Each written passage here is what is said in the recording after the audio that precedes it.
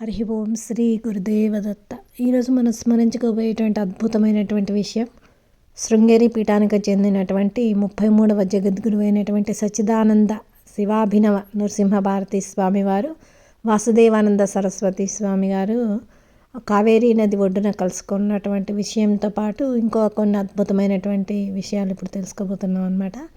1907వ సంవత్సరంలో తంజావూరు దగ్గర కావేరీ నది పక్కనే అపురూపమైనటువంటి ఒక భేటీ జరిగింది.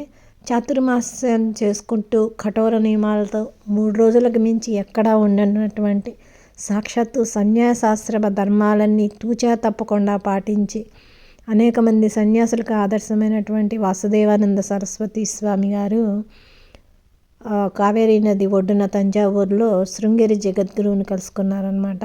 ఈ సమయంలో అనేక విషయాలు చర్చించుకోవటం జరిగింది. ఇద్దరు దేశవ్యాప్తంగా ఆదిశంకరాచార్యులు భారతదేశమంతా పాదయాత్ర చేసి ధర్మాన్ని ఎలా స్థాపించారో వాసుదేవానంద సరస్వతి స్వామి గారు కూడా హిమాలయాల నుంచి కన్యాకుమారి దాకా పాదయాత్ర చేస్తూ అనేక శాస్త్రాల్లో భక్తి సాహిత్యాన్ని స్తోత్రాలు రచించటము, అలాగే అనేక వాటి మీద భాష్యాలు రచించటము, ఉపనిషత్తుల మీద కూడా భాష్యాలు రాయడము, అనేకమైనటువంటి సులువైనటువంటి ఘోర కష్టోదండ స్తోత్రాలు ఇలాంటివి త్వరగా దత్తాత్రేయ స్వామి పిలిస్తే ఎలా పలుకుతారో వారు ఆచరించి అవి భక్తులకు అందించడం చేశారనమాట. సులభంగా అర్థమయ్యే విధంగా దత్తాత్రేయ సాంప్రదాయాన్ని భారతదేశంలో తెలియజేసినటువంటి వారు. అలాగే తంజావూరులో వీరు శృంగేరి పీఠాధిపతిని కలిసిన వెంటనే శారదా మీద ఆదిశంకరాచార్య మీద కూడా చక్కటి స్తోత్రాన్ని రచించారనమాట.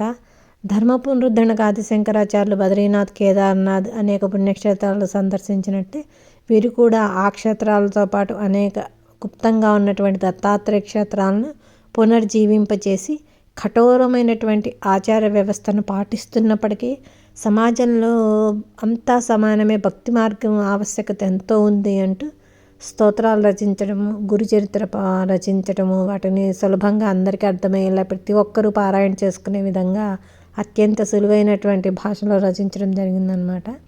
అలాగే వీరి మధ్య అప్పుడు ఆదిశంకరాచార్య విగ్రహ ప్రతిష్ఠ జరగబోతుందన్న విషయం కూడా వారి సంభాషణలో చోటు చేసుకుందనమాట. శృంగేరి పీఠానికి మహిమ తెచ్చింది ఈ ఆచార్యులు వారే అంటూ వాసుదేవానంద సరస్వతి స్వామి గారు శివాభినవ భారతీ స్వామి అనగా వీరు సాక్షాత్తు దత్తాత్రేయ స్వామి స్వరూపమే అంటూ వారు వీరిని పొగటం జరిగిందనమాట. 1907వ సంవత్సరంలో జరిగినటువంటి భేటీ ఇద్దరు సన్యాసుల మధ్య కాదు, ఒకరు కర్మ భక్తి మార్గానికి ప్రతీక అయితే ఒకరు జ్ఞానానికి ప్రతీక అనమాట. ఇలాంటి సంఘటన భారతీయ ఆధ్యాత్మిక చరిత్రలో అద్భుతంగా నిలిచిపోయేటువంటి రోజు. అలాగే నృసింహవాడి నుంచి వచ్చినటువంటి భక్తులు వారిని ఆపదలు తొలగించడానికి ఏదైనా స్తోత్రాలు రచించమని అనగా స్వామివారు ప్రయాణమయ్యి గోర్లహోసూర్ అనేటువంటి ఊరిలో వారు నమస్తే భగవాన్ దేవా దత్తాత్రేయో జగత్ప్రభో సర్వబాధ ప్రశమనం కురుశాంతి ప్రయశ్చమే అనేటువంటి మంత్రాత్మక స్తోకాలు రచించడం జరిగింది. అది ఇప్పుడు మన రోజుకొకటి నేను ఫేస్బుక్లో పెడుతున్నాను అనమాట. ఒక్కొక్క స్తోత్రము మీ కష్టాలను బట్టి ఆ స్తోత్రాలు పఠించి స్తోత్రాలని శ్రద్ధ భక్తులతో పరిశుద్ధాత్మకమైన మనసుతో త్రికాలములందు నిష్ఠతో పఠించినటువంటి వారికి ఏ బాధలు కలగవు అంటూ వాసుదేవానంద సరస్వతి స్వామి తెలియజేస్తున్నారనమాట. సుమారు రోజుకి 40 సార్లు చదివినా కూడా తప్పకుండా దత్తాత్రేయ స్వామి ఆయా కోరికలు తీరుస్తారు. ఎందుకంటే వాసుదేవానంద సరస్వతి స్వామి రూపంలో వారే స్వయంగా తెలియజేశారు కాబట్టి.